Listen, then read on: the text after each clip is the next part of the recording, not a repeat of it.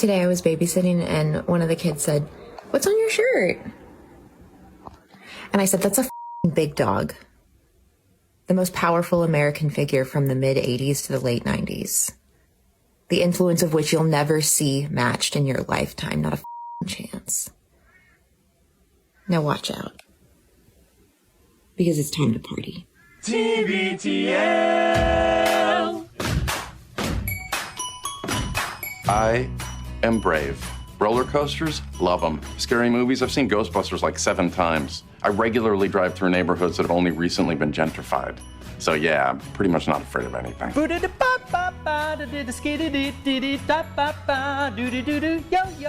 only ever said I love you to 2 men my entire life. Stone Cold Steve Austin and a guy in a dark club who I mistook for Stone Cold Steve Austin. Make sure your bathroom really has got a toilet that's way too high and kind of big. Also, 2 plungers. 2 plungers says it all. No, you're going to tell a story. I don't believe that I can bear to listen to another one of your stories right now. Well, all right. Hello, good morning, and welcome everyone to a Thursday edition of TBTL, the show that just might be too beautiful to live. I say, what's up, dog? My name is Luke Burbank. I am your host. Everybody wants to be the beast, but they don't want to do what the beast do. Coming to you from the Madrona Hill studio, perched high above the mighty Columbia, where kind of a mixed bag today. It was going to rain, supposedly, but it is not raining right now, so we're going to call that a W, as we have landed on episode 4,472 in a collector series. Let the fun begin. We've got a couple of sports-adjacent topics for you today in the top stories. I mean, I figured he had to be in sport, but he wasn't in sport. But as always, is it as always? As is sometimes the case, these are not stories that you have to care about sports to care about. You have to care about good journalism, and you have to be able to identify very bad journalism. I'd like to point out to anybody watching, this is really bunk journalism. That's one of the stories. And then also, you have to be curious about novel legal strategies for suing a Major League Baseball team when you get hit by a foul ball. Is it legal to be this insane? Those are the 2 sports-adjacent stories today. I don't know if birthdays are considered sports-adjacent, but it is a Thursday, a.k.a. Blur's Day, so we'll do those as well. My birthday today. And we're going to talk to this guy, the longest-running Cobra of the show. Maybe best known for his depictions of the tall ships. This is an actual recording of him as we were sound checking. Oh, shit. Things are hard. He's Andrew Walsh, and he's joining right now. Good morning, my friend. Good morning, Luke. I was just pairing... You did say that almost verbatim. Did I say that? Yeah. I mean, I definitely have that attitude coming in today, which is weird. Today is a day of celebration. Today is a day of joy for this Andrew Walsh, because he does, for the first time in 6 years, have a new, right out of the box smartphone. They call them smartphones, Luke, because they do more than... How smart is that? Jalapeno! Jalapeno! Jalapeno! What are you working with there, sir? Packing a Galaxy S25. Oh, you went all the way to 25. This one goes to 25. I said, why don't you just make 24 louder? And he says, this one goes to 25. So thank you for all the feedback that the listener sent me as I was trying to decide between the Samsung and the Pixel. Seems like for the most part, it's kind of a draw. I did a lot of reading about these 2 phones. They seem to be the kind of go-to for people in my... for people that don't want me to be able to edit my texts? Yeah, sure. It's all about the industry standard for people. I went into T-Mobile and I said, "It's my buddy. I want to see all my typos. He can't edit texts to me. How can I solve this problem?" I don't care what it costs. I need a phone. I don't care that makes what. that makes what it costs. Please stop. Please stop. So anyway, I went with I've been using a Galaxy product for the past probably 5 phones or something, so it seemed to make sense to stay in that universe. This looks fancy, by the way. I'm getting eyes on it right now. Yeah, it's not bad, right? And here are the things, though, about new phones is I swear I did this the last time I got a phone, too. I thought, all right, I'm going to get this new phone, and then it's going to sync with my old one, and it's going to move over apps and passwords and relevant stuff. They've made that like, more and more seamless, I would say. But the thing also about getting a new phone, especially if you're like me, and I'm guessing if you're like your father, you like to take this opportunity to clean things up a little bit. Oh, I downloaded a United app one time because I had to take one leg of a flight was on United. I don't need that app on here anymore. God knows what other garbage was on there. Just housekeeping, clean it up. And so I always think I'm going to get this phone on a day where I can just like kind of sit on the couch and just like tinker away with it for a while, get it all set up. But then it just somehow never happens that way. And I kind of had a busy day yesterday, but I also was having some issues with my old phone. And I'm like, just go right now. There's like less than a mile from here. There is a T-Mobile store. Go in there. You know what phone you want to buy. It's going to be put on your monthly bill. This should be a very easy task. Just go get this thing. And so I did that. First of all, I don't know if it's people scared of tariffs or what, but there were 3 employees in there, and I waited on a chair for about a half hour before anybody could even see me. These are people who are selling me stuff. And by the way, good service. I'm not complaining. I just mean that like they were so busy. Everybody's buying their new phones, and then once I got it, I'm like, okay, don't drill down too much. You have to go meet some people, whatever. I had stuff to do. But then like every little task that I do on my new phone is just like a little bit harder right now because it's like most of the passwords. Is it a different operating system than you had before? I mean, again, my complaints here are not even probably worth airing because again, the transfer of one to another is pretty remarkable, honestly, if you've come up the way we've come up with like none of this technology and to see all this stuff transfer pretty seamlessly. My Palm Pilot could never do this. Yes, exactly. I used to tap my Palm Pilot with other people. It was pretty promiscuous. But actually, I didn't have a Palm Pilot. Of course, I had something else. It was like a Dell. I also couldn't edit my Palm Pilot texts to you. Yeah, right. You insisted on having have? some weird ass device. God, that was my first introduction. My first introduction to Bluetooth too was my friend Catherine was like, "We can tap our Palm Pilots and share information." I'm like, "Boy, Bluetooth is fascinating." I don't know why I needed to share my information with her. She was one of my only friends at the time. All of that is to say, it's just like after this phone is up and running, it still takes about an hour to like sort of transfer a bunch of things, and then you're going to use apps, and it's kind of like, oh, I don't have the password for that one, or just now I went to type a text because it's not remembering. It didn't transfer all of the passwords. For the most part, it was smooth, but there's just a few things here and there, or you have to go hunting for an app. But because I've complained about this before, like the garbage app in Seattle is not called the Seattle Garbage app; it's called Recycle It! Exclamation point for some reason. So you have to be like, wait, what is the name of that app I'm looking for? It's not intuitive. It's under R for recycle it. Like, anyway, it's just like all these little it's almost like I'm right-handed, as you know, Luke. I bring it up on every show. Yeah. But it's almost like for a day you have to write with your left hand, and you're going to get used to it, or you're going to start to write with your right hand again tomorrow or something. But it's just like you can get through the day, but it's just like all these little tiny things.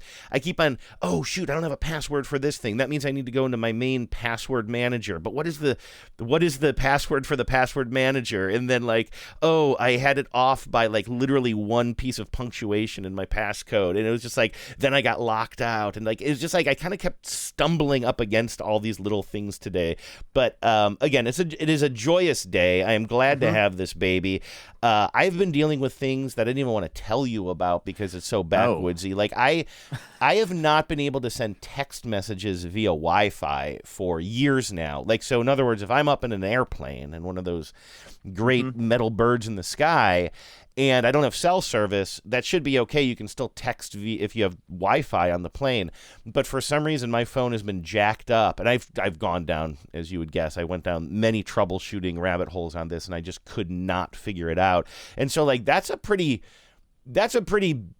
big missing function, the inability to text modern life on Wi-Fi. Exactly. So I think that there are going to be a lot of little things I'm reminded of with this new phone that I'm going to be like, oh, I'm a whole boy again. Yeah, I actually am very interested to see how this plays out because, again, I'm not trying to other you, but I will admit that I do, in the back of my mind, think when I tried. So, for instance, I told you that I was watching the Mariners game on the flight the other day, the flight home. And so I was texting the criminals, trying to text the criminals about it.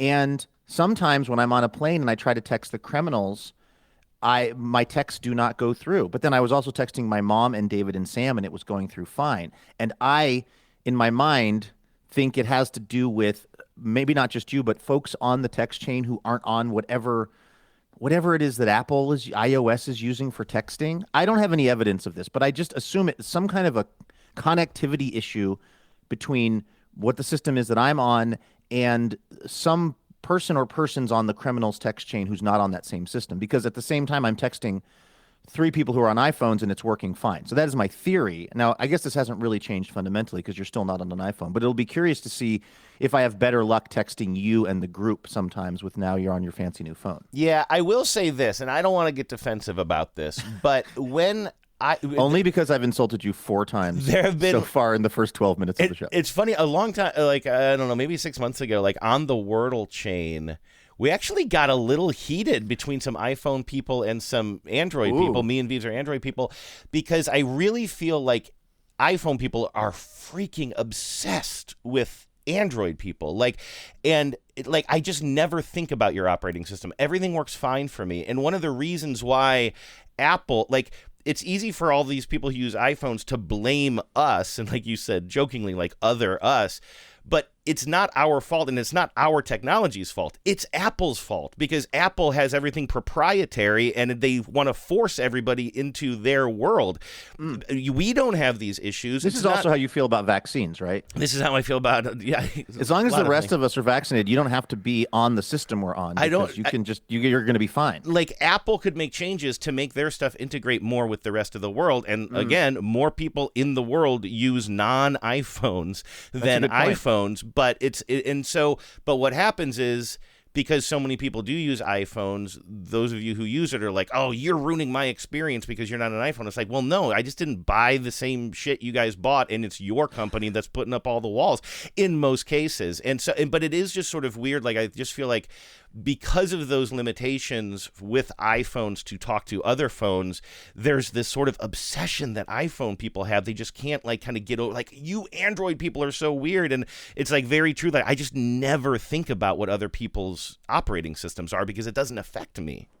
So in other words, there is no, I'm legitimately asking a question here. There's no kind of there's nothing that when your phone is trying to talk to, say, my phone via, I don't know, text or otherwise, there's nothing that your phone kind of can't do with iPhones, that you never get a bounce back, and it's because these phones aren't talking to each other properly. We're the ones getting the bounce back, us iPhone people. Yeah. Now, if you're getting bounce backs on me, it might have been because my phone was old. I was having some text issues there. I told you a couple of days ago, so I'm not trying to say that that's it. But I think it's because my phone was old and malfunctioning. If that was the case, I don't really know what you're talking about on your side of things. But I just have never been like, oh shoot, this text chain seems janky to me because iPhone people are on it. It's just not a part of my experience at all. It's just like, oh, and they did make a change. Remember, they made a change. Maybe this was around the time we started fighting in the Wordle group. Without putting anyone on blast, can you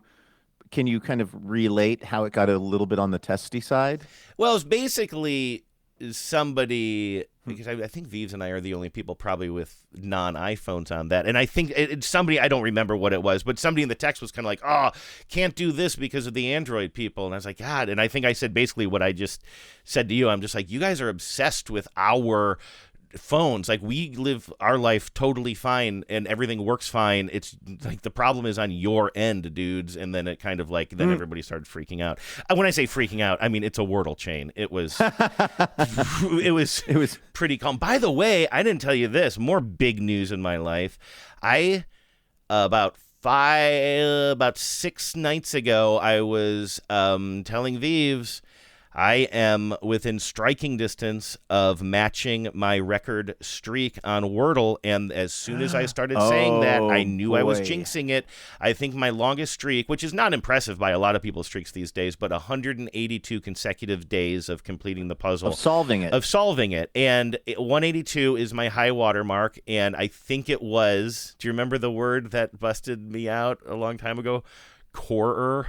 Remember, yes, and that everybody busted was a lot of people exactly. out. I'll always remember the great Corer massacre of 2024. But I was finally crawling my way back, and I was up into the 150s, and I was like, I'm kind of like within striking distance. And I remember saying to Vive, I'm like, I am jinxing myself.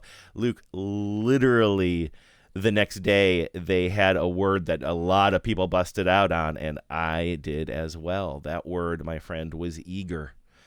Whoa. Okay. It's so a tough eager. How much of it did you get? I can't recall, but I don't think it occurred to me because I already had an A placed and the second E placed somewhere. And so it was one of those things where you're looking like Seder, like you're assuming it's going to be a consonant, a vowel, and then maybe an R. I probably had the R there. It didn't occur to me that it could start with EA. Like of everything I was trying, I wasn't thinking, oh, this could start with an EA double vowel there. And so a lot of people busted out, but the only one I care about is me. And I actually stopped playing for a couple of days. Not like I felt like they had wronged me in any way. Eager is a very legitimate word, but I was... You feel like eager is a better word than corer. Did you feel like corer was being intentionally cruel, right? I mean... It's a word. Like they're allowed to, they're puzzle makers. It's a word, and they're puzzle makers, and they're trying to trick us. Like that's the game. I can't be too mad at it. But corer, and I heard from listeners who are like, well, you don't bake as much. I use an apple corer all the time, so it wasn't weird to me. I'm like, all right, yeah, I mean that's fine, okay. But eager is a very you don't work in word. Mining. Yes, well, honest as a Minecrafter. Actually, you kind of do, right? Yes, exactly. Haven't done that in a while, but yeah, eager is just like it's such a common, totally fair. You can't have any. Even some people had issues with things like email. Right? Is email a hyphenated word? Is it technically a word? Is it electronic mail or whatever? I don't think There's is it D-mail? Is it a D-mail? Where are all the D-mails going? Well, I guess to heaven. Somewhere. Well. Maybe not. But anyway, yeah, so Eager is I crashed upon the rocks of Eager a few days ago, sorry, and buddy. I couldn't get back in the game. I hurt too much, Luke. I was in a little period of mourning, but I'm back on it now. I think I've got a 3-day streak going. I'm getting back into the game, Andrew, of bike riding. Do you see what's behind me? Oh yeah, I see a bicycle wheel. Do you see what's not up on its weird elevated storage rack, hook, rack, if you will? It's the only way you get the bike to talk. Put it up on the rack. Yes. Sorry, it's like the Princess Bride. They hook it up to that weird machine with the bellows on it and the water flowing through it. Exactly, to the pain. I'm very excited because what has happened today is I am home. It is not raining. And I have a late afternoon that is, as of right now, somewhat underscheduled, and I'm going to get on that bad boy, and I am going to the Mariners don't start until 5. Big series, by the way, big series. But I'm going to get on that bike, and I'm going to go ride around, and I don't even have a destination in mind. I'm just going to see where the wind takes me, and I'm very excited about this. One quick thing, I sort of zoned out there for a second. I thought that long story. No. I just when you said the baseball game, for some reason I got distracted because I thought they were not playing today, but I guess they are. I thought the series started tomorrow. So good contribution, but yes, this starts today. Okay. By the way, I had a bike related incident on my CBS shoot in Colorado on Tuesday where I got a little more tetchy than I normally do with the crew because. But we were filming with this guy who's kind of like a personal finance guru in Colorado, and oftentimes with this stuff, they want us to go out and kind of like do something in real life that this person likes to do. And this guy, his name is Peter Aidney, and he really likes mountain biking. It's Colorado. I think they give you a mountain bike when you cross the state. Right. When you cross state lines, they give you a mountain bike, and when you're leaving, they chip your windshield and create major trauma for the rest of your drive home. And so anyway, we went mountain biking with this guy. Which was fun, although I have to say, like, we were on a very, very, like, beginner kind of little mountain bike trail, and and he was just zooming along, and we weren't filming yet. We were just kind of killing time while they were getting the camera set up. And I think of myself as fairly okay on a bicycle. As a kid, I biked everywhere. But like, I literally almost went into a river, and he's just zooming along. He's jumping over these like roots, and there's this one part where the path we're on, the bike path, it's the width of a single bicycle tire. And then there's the river, the St. Vrain River or whatever creek. And he's just like bunny hopping over it. And like, maybe given some time and practice, I could have done it. But like, I'm just following him along blithely. And then I realized, oh, I'm about to go in the river right now. But that wasn't the issue. Pretty great, though. Would they leave that in? I'm not joking. If you fall in the river, I would hope they would. In? I would hope they would. They weren't filming yet, although they did have a GoPro set up on me on the bike. So maybe they could have used that footage. It definitely didn't feel like my most cool suave moment, but I would have put it in if it was interesting. Here was the issue. Why weren't they filming you yet? You were just they were not over. Part.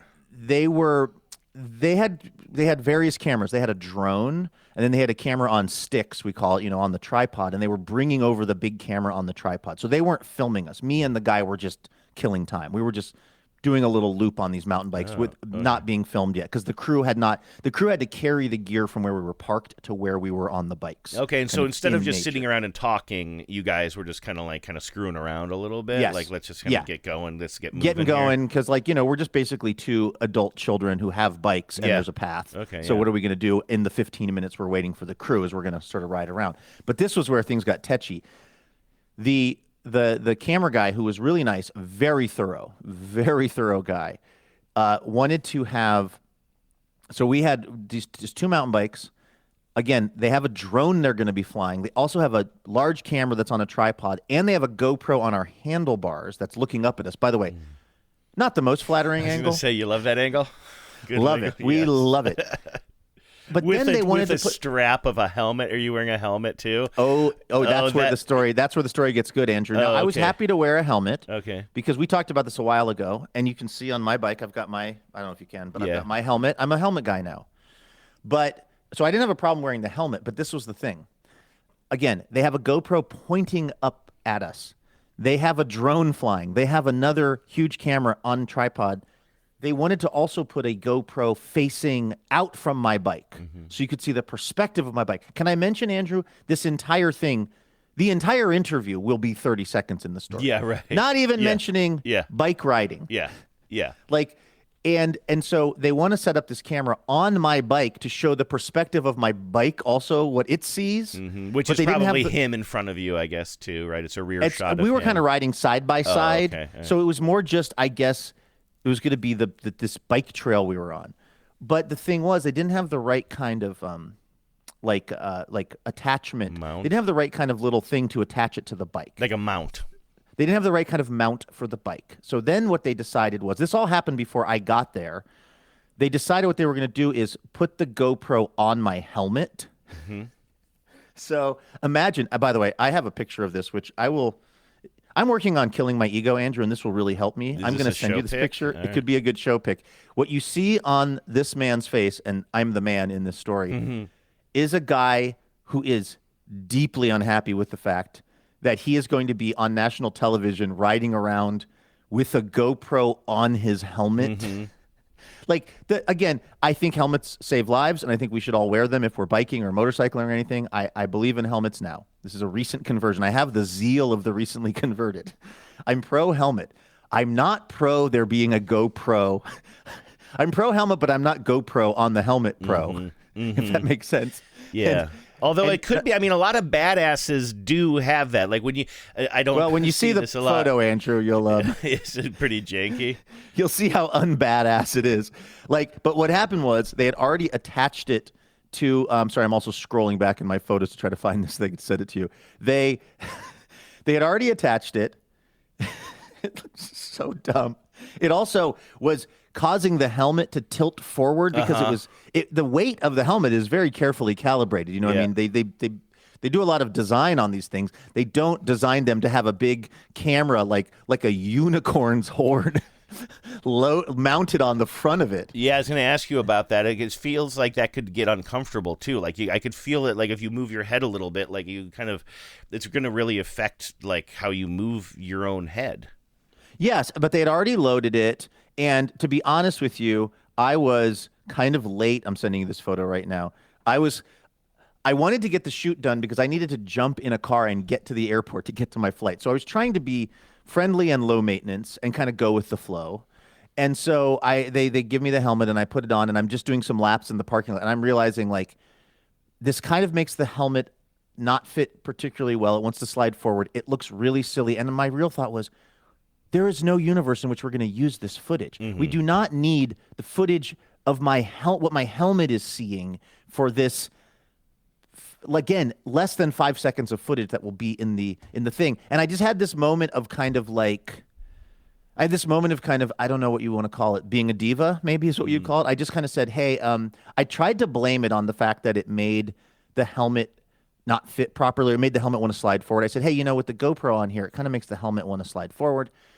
And so the camera guy was like, oh, okay. And then the producer was like, well, maybe we can put it on the bike. And he was like, well, no, I can't put it on the bike. That's why it's on the helmet. And then I said, well, maybe we can find some other way, but we need to take it off the helmet. And the sound guy, who was a lot, what I've learned is sound guys are a lot sometimes, not always. But if there's a wild card on the shoot, it's the sound guy for some reason. That kind of scans. Yeah, I feel like I remember being a young person, like helping my friends in bands at clubs, sort of. It was always like, oh, you got to deal with the sound guy. The sound guys, sound guy. It's an interesting kind of personality type. I told you on a recent shoot, a sound guy who I work with a lot. We're filming, and he's sitting in a lazy boy, just barely out of the shot, like spinning. Oh, I don't think so. A 60-year-old man, I want to point out, he's spinning in the chair, just out of the frame, but so I can see him, and he's watching YouTube on his phone, and he has the volume up on his phone, and I go, John, we can hear your phone. This is the sound guy, Andrew. What? That's not the same guy. Not the same guy. Okay, yeah, but that really surprises me because when I think about a sound person who's maybe going to be a little bit hard to work with, it's because about the sound. It's because they're going to be super particular. In the same way, it sounds like your videographers here are. And I'm sort of like, by the way, I don't think this looks as bad as you think, but I think that's because I see. And I don't know why I see this stuff. I think it makes it sound like I go to the gym more than I do. But like when I'm at the gym and I'm on my Stairmaster-y thing or whatever, and I'm just staring at one of the TVs they have on, they always have on some sort of like mountain biking show. And it's always these people like, mountain biking at the edge of cliffs and hopping and they have these things on their helmets. That's why I sort of thought like, in a certain way, somebody could look at you and be like, wow, look at this like professional mountain biker with a If I was GoPro. doing a cooler thing, I know exactly what you're talking about. Like there is a level of GoPro on your helmet that means you're sponsored by Red Bull. Yes, indeed. I'm sponsored by Ovaltine. Like I'm going very slowly and trying to not fall in the river so that the camera mount on the helmet looks a little silly. You're sponsored by Werther's Originals. Is this extreme enough for you, Grandpa? Joining us now on the Werther's Original Hot Couch. Oh, you know what? We don't sit on that couch. That's just for company. The thing about being on the Werther's Original Hot Couch is you're not allowed to sit on it. It's covered in plastic. It's covered in plastic. So, sound guys can be. Now, this sound guy, I have to say, he was not the guy that would be watching YouTube videos. He was the opposite. Nuts. I know, right? This guy was very, very professional. I mean, he was very serious about his work, which I appreciated. I'd much rather that than the alternative. But he goes, I go, yeah, this isn't fitting right. And he goes, well, did you do the thing in back? Because these fancy helmets have like a rear adjustment as well, which I didn't know about, but I lied. I said, yeah, I tried that. And then I was like, yeah, it's just not fitting. And then the producer, to his credit, was kind of like, yeah, I don't think Luke's really super stoked about the GoPro. We don't probably need it. So we're going to take, it's agreed we're just going to take the GoPro off the helmet. We have enough documentation of this. But I look over and I see the sound guy is putting the helmet on himself and trying to mess with this little dial in back, which kind of affects I don't know if it's the pitch or the yaw of the helmet, but it's like the front to backness of the helmet. And he's doing something. And I just said, hey, Drew, I want to save you a minute. if what you're trying to do is adjust for this helmet so that it will continue to have a GoPro on it, I'm just going to stop you right there. I'm going to stop you right there. And he laughs. We all kind of laugh, and it was like understood that we're not going to have the GoPro on there. But it was like, I don't usually do that, but I just knew exactly what was happening was he was trying to solve, and to his credit, I had blamed it on something, which was the helmet doesn't fit correctly. So he was trying to fix that. But what I was really trying to say was, I don't want this thing on the helmet, please, when I'm riding my bike. And we took it off and everything was fine. But that's a little, and I didn't say it rudely. I kind of made it a joke, but it was me being putting my foot down. Like, I just want to let you know I'm not riding the bike with the GoPro on the helmet, please. Nobody ever ingratiates themselves to somebody by saying, I'm going to stop you right there. I don't know if I use that exact term in my mild defense, but I said something very close to it, whatever it was I said. Do you remember the heyday of podcasting, Luke? I'm going to put it about maybe 10 years ago or something. Back when TBTL was topping the charts. Yes. But there was a show that was a fictionalized story, or a fiction story, that was, I believe, produced by Gimlet, and was it called Homecoming, I want to say? And it had a cast of all-stars, right? Yes. And David I remember that. Schwimmer was one of the characters. Oh, I'm Ross from Friends? Exactly. I was going to say, will they, won't they? That's not what they say. I don't know Friends culture at all. I kind of don't either. Ross I wish and I could Rachel, help you. is that the joke that I was supposed to make there? I don't know. Well, man. yeah, I think they're brother and sister. No, they're not brother. Somebody has just somebody has ridden their mountain bike right into the St. Vrain River. I'm so not helpful on this topic because I actually watched Friends when it was in its first, for a while. I watched it for like the first couple seasons because it was on Thursday night on NBC. But then I didn't go deep with the show. Yeah. I'm blanking on, I can picture the main actor. I'm looking for her name. Oh, Catherine Keener was the main actor. Oh, but David great. Schwimmer also played a character. Boy, this is I can't believe I'm even bringing So this Ross up. and Rachel are not siblings. They're okay. romantic. Ross's sister is Courtney Cox. Okay, that makes sense. In real life. In real life, but not in the show. But not in the show. Okay. No, I was just going to say, Schwimmer's character was this really repulsive sort of character who was just would always sort of mansplain, and he was usually, if not always, presented on the show via phone conversation. So he was always on kind of a crackly phone or whatever, or that classic phone sound. But he'd always say, "I'm going to stop you right there." He kept interrupting Catherine Keener, and he would just keep saying, "I'm going to stop you right there." And he's supposed to be detestable, and boy, is he detestable. First of all, I never had really much of an opinion about him as an actor one way or another, but I swear, listening to one season of that podcast, and listening, I should reiterate, to one season of that podcast, gave me a really bad... I think he was in that, and I think he played somebody not very likable in the O.J. Simpson kind of soap opera around the same time. Was he Robert Kardashian? He might have played Kardashian. Yes, I think he did play Kardashian. Maybe I'm wrong about how he was portrayed in that because I honestly don't remember. But I just remember being like, this man, you want to talk about losing ego? He was just kind of like, I think people are just going to hate me for a while if I take these roles. I cannot hear the words, I'm going to stop you right there, without just picturing David Schwimmer and having just a repulsed reaction. Andrew, I'm going to stop you right there because we should probably thank the dazzling donors. Also, if it doesn't fit, you must acquit. I can't see this photo. It says you tried to send it from an iPhone. Welcome to my world. We was hoping for some razzle-dazzle. Razzle-dazzle. That's right, man. Razzle-dazzle. On your mark. On your mark. Get set. Get set. Now ready. Ready. Go. Everybody razzle dazzle. All right, let's thank some dazzling donors. These folks are donating a dazzling amount of dough, and it is how we are able to do TBTL. 100% listener supported. By the way, we're having high-level, executive-level meetings with the business boys, TBTB, about the upcoming Thon, and it's going to be fun. It is. It's going to be an adventure. It's going to be something. I can't wait to tell you all about it when we get a little closer to the event. But in the meantime, we've got to thank Susan Thaler of Shrub Oak, New York. Susan has listened to many a Thon and donated many a time. Indeed. And it is so meaningful to us, Susan. We really appreciate you and the whole family. Susan says, hiya, friendos. Things are hard. TBTL helps. I see Susan has already listened to the show somehow. Oh, shit. Things are hard. I don't know how you knew that, Susan. Luke and Andrew bring moments of brightness to those days when we could all really use a win. Giamatti voice.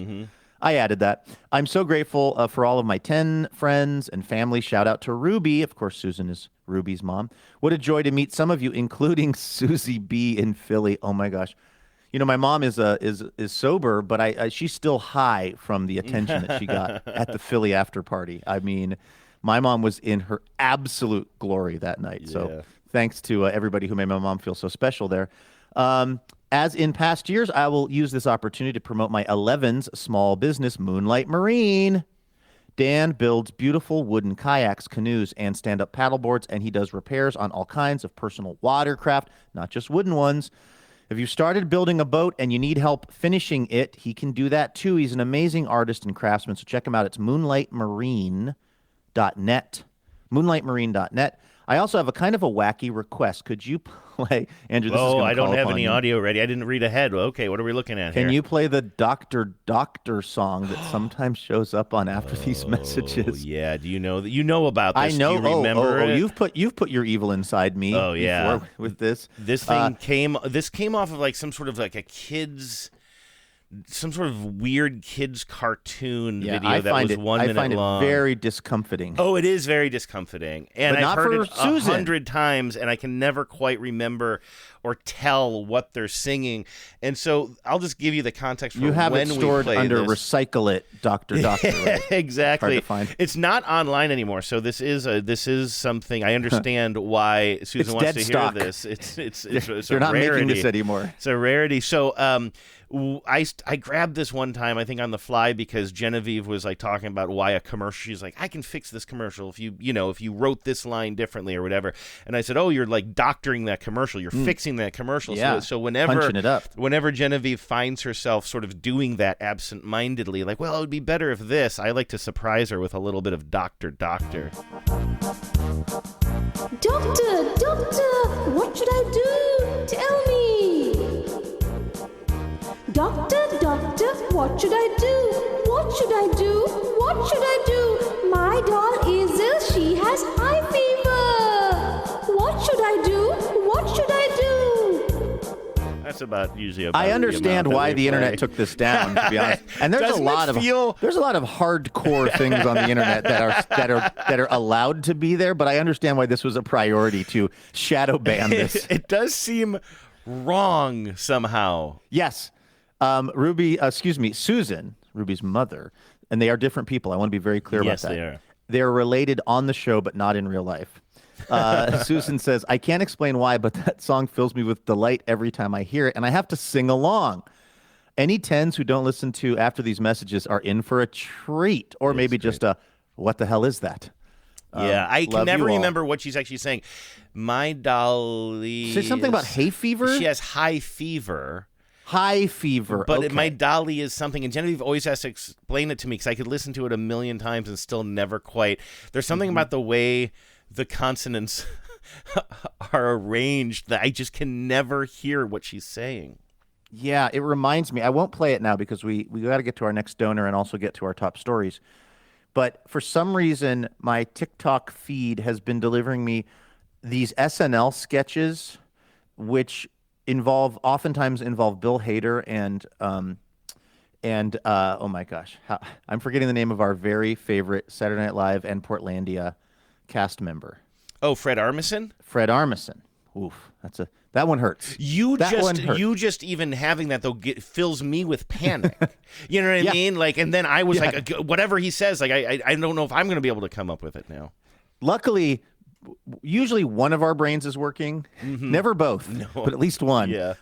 Fred Armisen and Bill Hader will do these different sketches where they're basically like, it's either the Danish production of a Frank Sinatra play called I Did It by My Rules, where they get everything slightly wrong. And there's another one where it's like a crime. It's like a crime procedural, but it's an American crime procedural, but it's starring people from like either Denmark or Finland, and they're trying to be super American, but they get everything just a little bit wrong. Click off. That's exactly what this is. And that's kind of what that right. song reminds me of. I may play that for you on a day that we have a little bit more time. Also, this is forgetting Fred Armisen means I'm going to need to step away from the show for a couple of weeks and really reflect. This is a time for me to listen.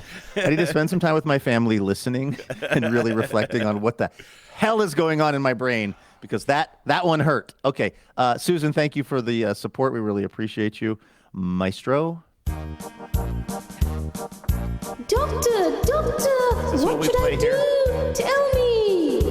I need a doctor to fix my brain right now, please. Doctor, what should I do? What should I do? What should I do? My doll is ill. She has high fever. What should My doll is ill. She has high fever. Is ill. I think that's what's happening. I thought she was establishing the pronouns of the doll. My doll is a she, has high fever.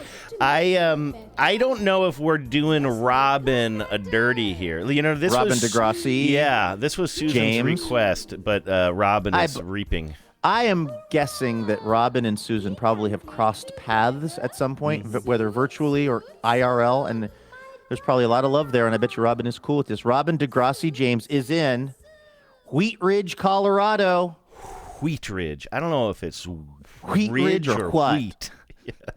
Robin says, "Hola, friendos. On the day that I am writing this, the political news is predictably terrible. But I just got to listen to your truly hilarious real-time reaction to the Chipmunks." Boy, Andrew, that may have been the TBTL segment that saved a nation.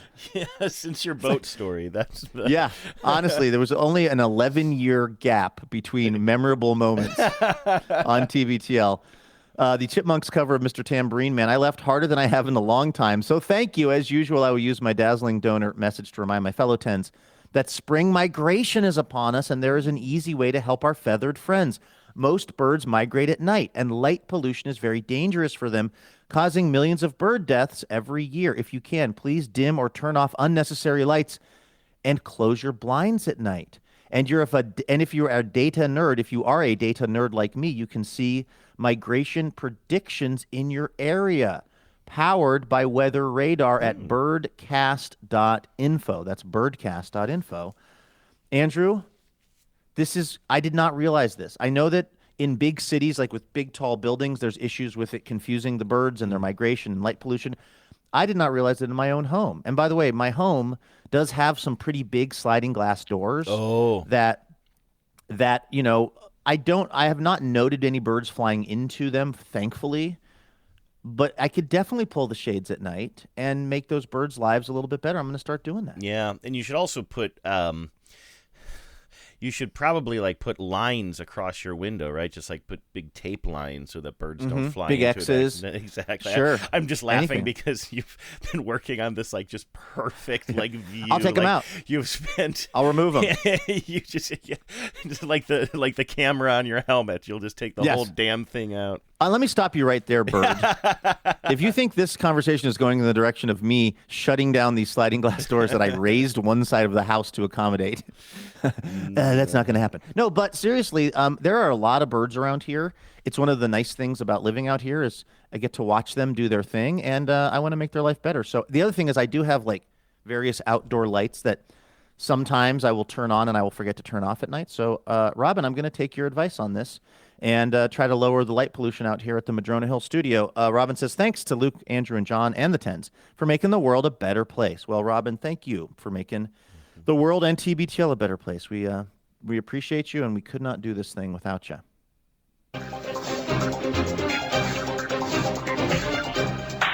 Hello, and welcome to Top Story. Andrew, I read a sports obituary yesterday that had me pretty frustrated. And it caused me to try to look up the writer of the obituary. His name is Mike Merritt or Mike Merritt.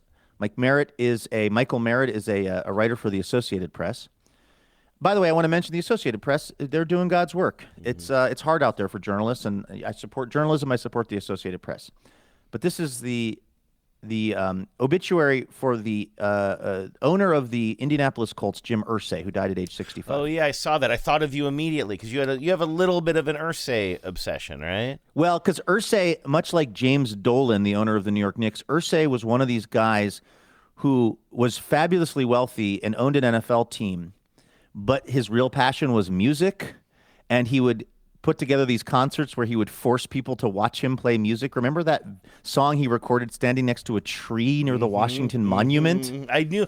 Now that you say the specifics, I remembered. All I remembered was just like that he was doing weird stuff in the musical realm, and that you were obsessed, and that he had that haircut that you're obsessed with. And again, because it seemed to be a thing that was going on a lot with with pro sports owners. Like, yes, I own this team, but what my real passion is music, and I would like to force all of you to come watch me.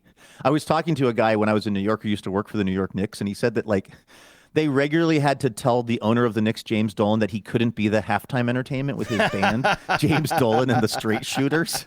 I'm going to stop you right there, James. I'm going to stop you right there, Mr. Dolan. We have the halftime entertainment already kind of booked out for the season. Okay, this is the obit of Jim Irsay. Jim Irsay started his football career as a ball boy. He finished as a team owner. Along the way, the NFL's music man created his own unique brand. Irsay worked his way up through the organization, learning how to run a football team, restoring the Colts' once proud tradition to glory, and creating what some have dubbed the greatest guitar collection on earth, all while battling health issues and addictions to alcohol and painkillers. On Wednesday, Irsay's remarkable journey ended at age 65. Pete Ward, Irsay's longtime right-hand man, made the announcement in a statement saying Irsay died peacefully in his sleep. Jim's dedication and passion for the Indianapolis Colts, in addition to his generosity, commitment to the community, and most importantly, his love for his family, were unsurpassed. Irsay had a profound impact on the franchise. With the help of Hall of Fame general manager Bill Polian, Hall of Fame coach Tony Dungy, and the Hall of Fame quarterback Peyton Manning, Irsay turned the Colts from a longtime laughingstock into a perennial title contender, even winning a Super Bowl title.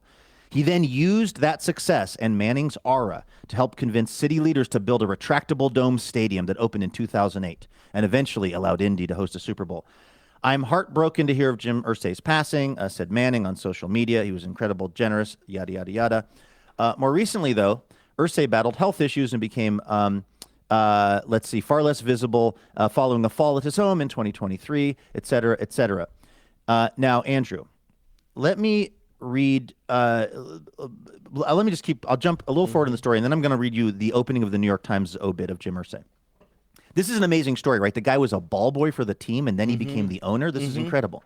Irsay, as a teenager, tossed footballs with MVP quarterback Johnny Unitas and Burt Jones. He relied frequently on the lessons he learned from rubbing elbows with some of the game's most important owners, Al Davis, Lamar Hunt, Wellington Mara, and Art Rooney, as they worked through the 1982 players' strike and the implementation of a salary cap, et cetera, et cetera.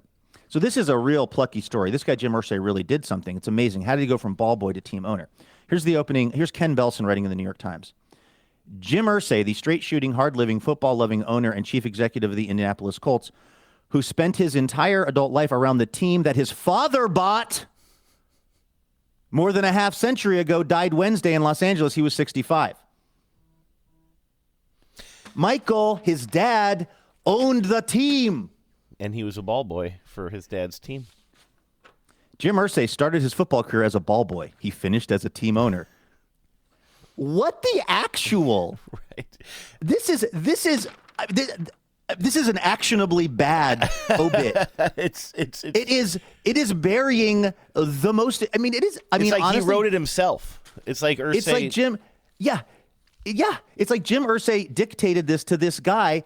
I don't even know if it mentions in any point in this AP obit that his father owned the football team. Yeah, that he was the ball boy for that, because that's a huge. When I first met you, you had a specific phrase that you used a lot at that time that I don't hear you use as much anymore. I don't know if you were the first person to say this around me, but for some reason I just associate you with this phrase, which is born on third. Thought they hit a triple.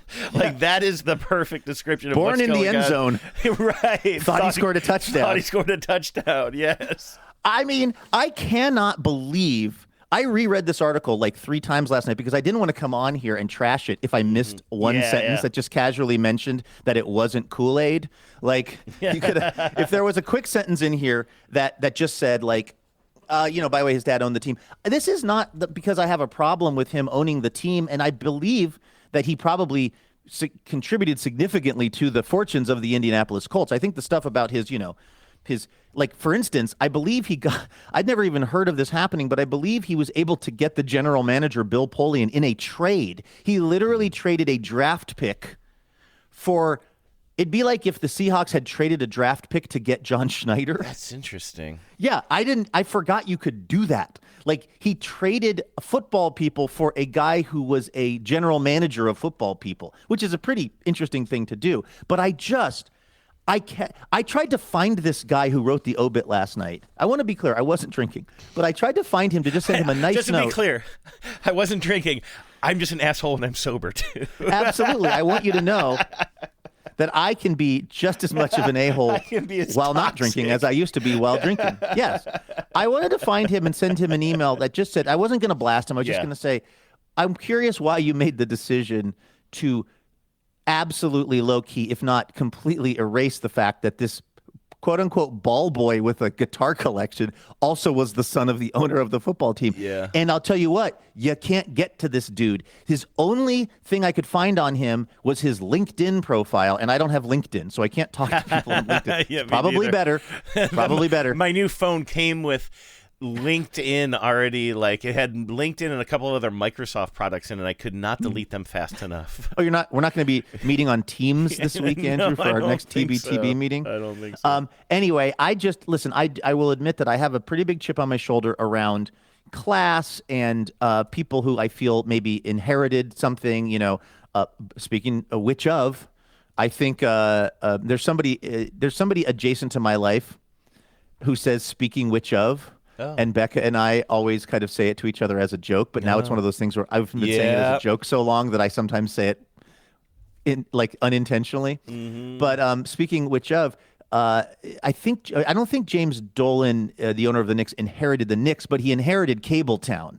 He inherited basically Comcast, I think, or what became Comcast, which is, I believe, sort of what the plot of Cabletown on 30 Rock is kind of based around Comcast, Xfinity, et cetera. And I feel like James Dolan inherited some kind of a media company from his dad, which allowed him to buy the New York Knicks. Anyway, I'm not trying to just trash Jim Irsay, who has now passed away, because he inherited the football team. I don't really have a problem with that. I have a big problem with the way that obituary was written. It's really wild to me. I mean, it feels intentional, obvious. I mean, honestly. Yeah, it does. I mean, it makes it sound like a version of a rags to riches story. Yes. Not that like being a ball boy. I mean, to be a ball boy of any professional team or anything that would, or I don't know what other thing you would be other than a ball boy. We were just talking about this the other day. That's what you call them in baseball too, the kids along the lines, right? Whatever. I think that's the one consistent across all sports, because in basketball you'd probably call the ball boy. What do they do? They kind of keep track of the basketballs if they go bouncing, like in warm-ups, if they go bouncing off the court, or make sure they're orange. Make sure they're orange. Although, funnily enough, a lot of them aren't now, which really throws me off. The NBA is doing so much wackadoo stuff because they're like, how do we get more viewers? You know what? The court has been too normal for too long. Let's slime the court with some Nickelodeon-ass shit. Oh, the court itself, and this is going to weird rub now. Some people the wrong way, because I think it might be. What is the Portland team? The Timberwolves? The Blazers. Or the Blazers. I'm sorry. I'm really bad at basketball. I believe I have a drop of somebody saying you should be banned from talking basketball. And I should be. But somebody, and I'm assuming this is still the case, but in years past, one of these NBA teams has a court that I think is supposed to depict a bunch of trees, like a forest of trees. That's the University of Oregon basketball. Oh, that's a college team? Yeah. Oh, okay. It is so University ugly. Of Oregon It is awful. Is basically... It's an extension of Nike. Yeah. University of Oregon is basically Nike U. Yeah. And they're always ahead of the game on various like weird technological stuff. and sports technology. And one of those things was they were like kind of the first team to go to like a weird court. Oh, I do not like it. It is hard I don't to like look it either. at. Yes. I don't like it either. I think that they should disband the whole university's sports teams, but that's just me as a Husky. That's just. Hey, speaking of sports, speaking which of, let me just throw this your way really quickly, Andrew, and then we'll get to the Blurs days. But I'm surprised this is getting some attention on Sports Talk, but I haven't heard a lot about this case out of Colorado. A Colorado man is suing the Rockies after suffering, quote, a catastrophic and permanent injuries when he was hit in the right eye by a foul ball in a game against the New York Yankees at Coors Field, July of 2023, according to the Denver Post. The fan is a guy named Timothy Raquel. He was in a luxury box as a guest of the box owner when he was struck in the first inning of the team's game. The lawsuit claims that architectural elements of the luxury box made it impossible to see the incoming foul ball. The suit also claims, this is the great part, the Rockies' poor play was a factor, as it was easy to ignore the action on the field. The lawsuit, because when you buy a ticket or when you are admitted to an MLB stadium, you enter in some sort of contract that you agree to hold them blameless if you get hit by a foul ball or a home run or a flying bat or anything. Which seems fair, right? Like foul in my mind. I set him up, you knock him down.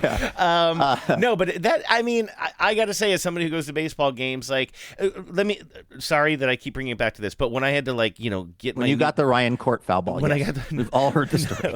When I got the Ryan Court Galaxy S25 yesterday, I got the Ryan Court. They have a special. You got the special limited edition Ryan Court. Anyway, I was just going to say, if you walked into the store and they were like, "These are not moving," and you were like, "This was made for me." Comes in a special case.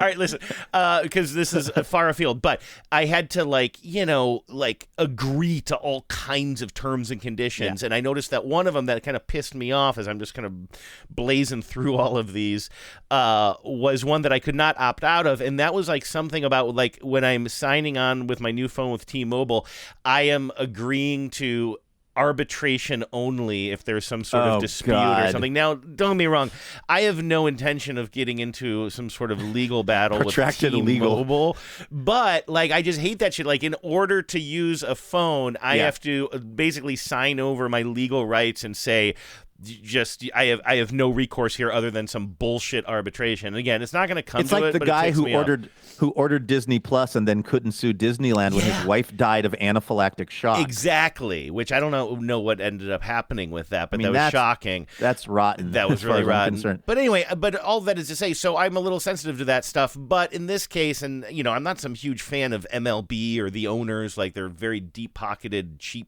SOBs as far as I can tell, but it makes sense to me to waive your rights to sue a baseball team or Major League Baseball if you have an accident that is kind of related to the game itself. I mean, be upfront about it, but it makes sense. Particularly with all this netting that they now have up, I think it's actually pretty hard to get hit by a foul ball. You'd have to be in one of those luxury boxes because they're probably the only place on the field now where you're at the angle where a foul ball could get to you. That's not a total pop-up. Because think about that netting that goes all the way down the baselines. In order for a ball to be on the other side of that netting, it has to have achieved a pretty high altitude and dropped down. Now, can you remind me, was this one a foul ball or was this a home run, did you say? Foul ball because he was in a luxury. Oh, okay. He was in one of those luxury boxes. But this, so one of his arguments is the sort of indemnity of the baseball team should not apply here. I don't know if that's really the word I want to use there, but whatever. The fact that I've, I shouldn't be able to sue them for getting hurt with a foul ball, but these are special circumstances because the way this luxury box was set up, I could not see the ball coming in, and they should have fixed this. This is above and beyond what they're, normally talking about with foul balls. And also, the Colorado Rockies have put such a bad product on the field in terms of win-losses, that they have now reoriented the entertainment factor of the game to be about things on the diamond vision, about various dances and music and things that are not baseball related. And therefore, they are encouraging people to not look at the field of play. That's his legal argument. You have put such a shitty team on the field that we, the fans, don't look at the field very much. Therefore, we are more vulnerable to a foul ball hitting us in the eye. What do you think of that? This is Handle on the TBTL. This is the show where we tell you have no case. This is Law Talk. Oh, I got to get back on my Law Talk. Oh, yeah. What do you think of that argument? I think it's BS. I almost wonder what, and it doesn't. I mean, listen, I have no background in law, so I'm just doing that thing where you talk on a microphone as if you know what you're talking about. But it just sort of sounds like one of those things that is like, it's almost like designed to catch headlines, which I don't know why that would be advantageous for you if you're representing somebody. But like, there's no way that it stands any kind of legal muster or mustard if you got one of those ballpark Franks, but because also like it doesn't make. I mean, I want to be sort of that was literal me looking here. for the mustard sound effect, by the way. Oh yeah, Kendrick. But anyway, it just seems. Sorry, I'm a little distracted, but it just seems so dumb to me because first of all, it's a foul ball. It's not like, oh, I got bonked by a home run and I wasn't expecting it because the team is so bad. You know what bad teams still do? Hit foul balls. Like, yes. I know he's saying that we're distracted by other non-baseball things, but it's just ridiculous to me. You should still be, keeping an eye on the. Don't go then. You know what I mean? There's a baseball game going on. Anyway, I'm not. I want to know what's in it for the law firm of Nelson Whites of presumably Denver, Colorado. I'm surprised they took this case because I feel like it's going to get thrown out like almost immediately. Yeah. And so I wonder, they must not have done it on contingency. This guy must be paying them to bring this case. And again, I feel like it's going to get tossed pretty quick. And also, it would be precedent setting because there are a lot of crappy teams out there that do a lot of, the Mariners aren't crappy right now, but throwing hot dogs from heaven and playing, a remix Louie. It's like all part of the entertainment factor of these games. Like, I can't see a universe in which this guy prevails with this lawsuit. Yeah, because these entertainment things are still like drawing your attention to the field of play, generally speaking. It's not like you put too much fun stuff on the Jumbotron, I'm not paying attention to the game. Well, guess where the Jumbotron is? Right above the game. They don't have it in the back corner. The fact that this guy, no offense, but back to my class chip on my shoulder. The fact that he was in a luxury box also makes him a little bit less. Like if he was the guy carrying the like big tray of beers, like walking around the stadium and he got hit, I would have a lot of empathy for this guy. Yeah, that's true. Workplace But the fact injury. that this guy is like in a luxury box, just probably not paying attention to the game and jawboning with someone and he gets hit by a foul ball. I mean, again, I hope the guy's eye is okay, but this also makes him less of a sympathetic character to me. Started as a ball boy. There's a right way to rock and a wrong way to roll. You can just listen to your soul.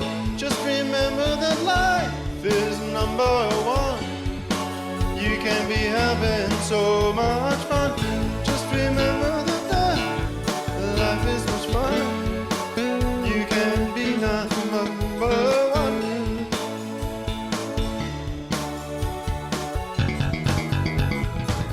All right, we got some Blur's Days to offer. Yeah. If you want to wish somebody a happy birthday, happy Blur's Day, email me, Andrew at tbtl.net. Put Blur's Day in the subject line. Nigel and Tiffany. Aw. Pale Nigel, Mayor Nigel. And Tiffany want to wish a happy 18th Blur's Day to our 5, Daria. I am assuming that's Daria, but I'll also say Daria, just in case there. It feels like... La. Yes. My kind of show. It feels like just yesterday that you were sitting in a baby seat in the back of the car while you were subjected to hour after hour of TBTL, and now you're a full-grown legal adult who gets to sit in the front seat while you're subjected to hour after hour of TBTL. We are so proud of you. It's been so fun to watch you grow up. Sweet. Very sweet. And by the way, I want to give a shout out there if Daria is thinking, boy, that kind of came in a little bit late. My birthday was last week. That's on us because we did our Blur's Days early. And so I think Nigel had sent this in like probably right as we were reading this is not the Blur's Days. on your dad. This is on So explain that. This is on us. Keep says, to Annette, sorry for the belated birthday shout out. This one is on Keith, I think.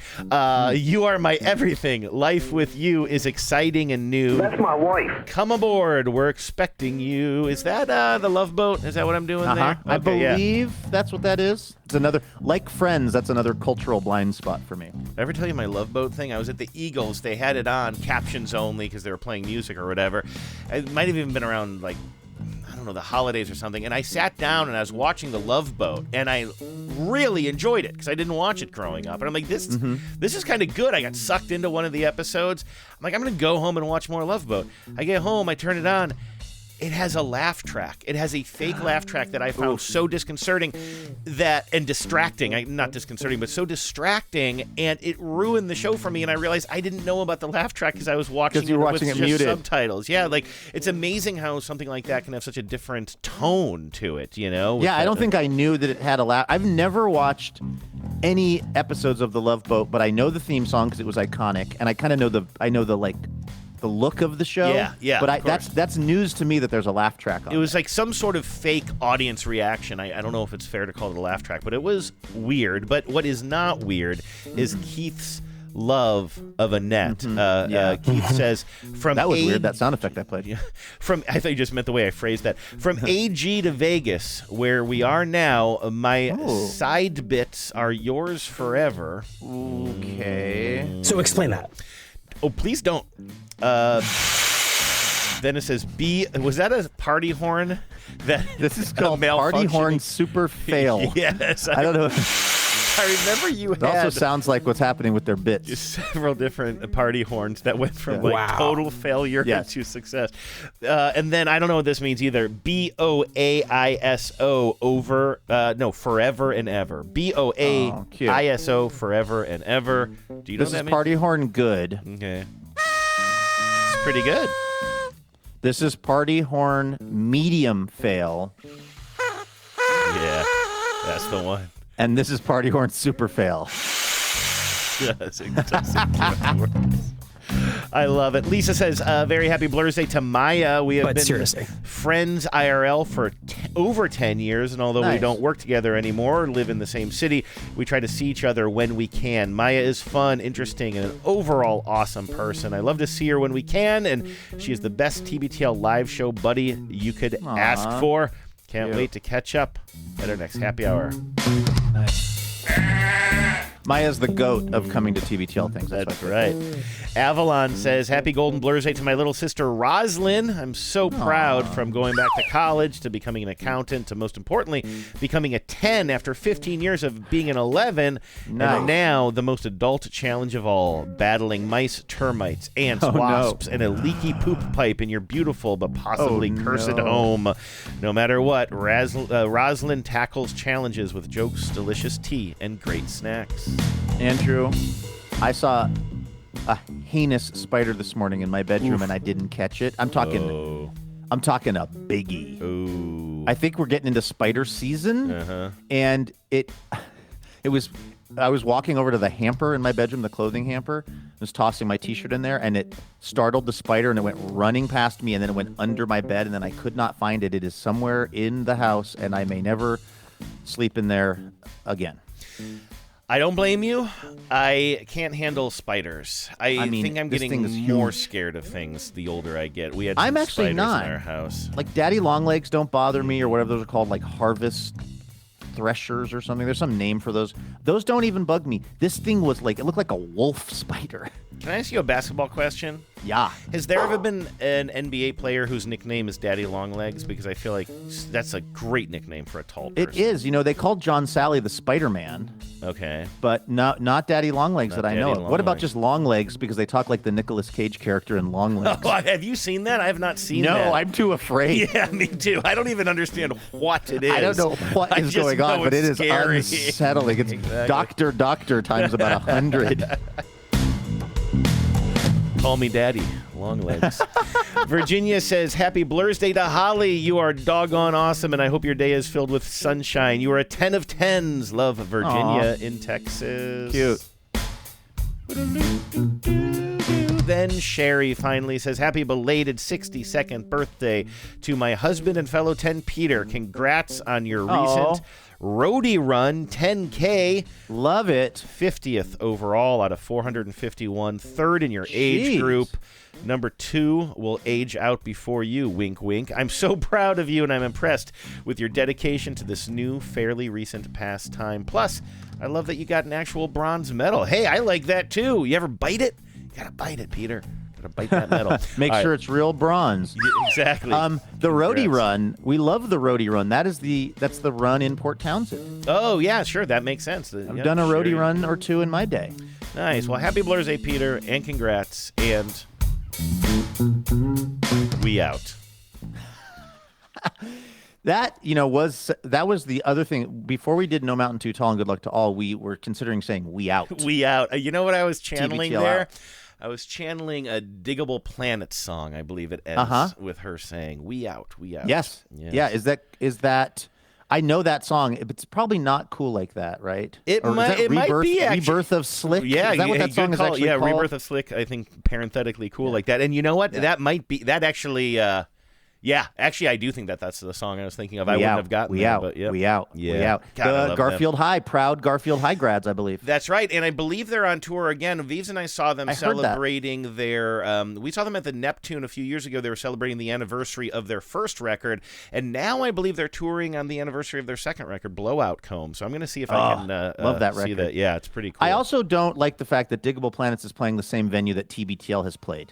That doesn't feel right. Diggable Planets should be playing Climate Pledge Arena or something. I know. I saw, my favorite band, Dead, at the same theater, and I was thinking, I've used those microphones. I've used those microphones that my favorite band is using. I've climbed down now. those weirdly steep stairs that they to probably the green climbed room. down before the show. Yeah, exactly. Yep.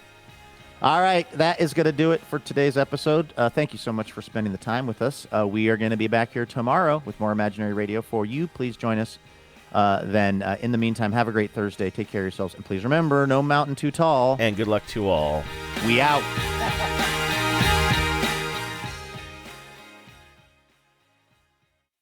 You should be banned from talking basketball. Power out.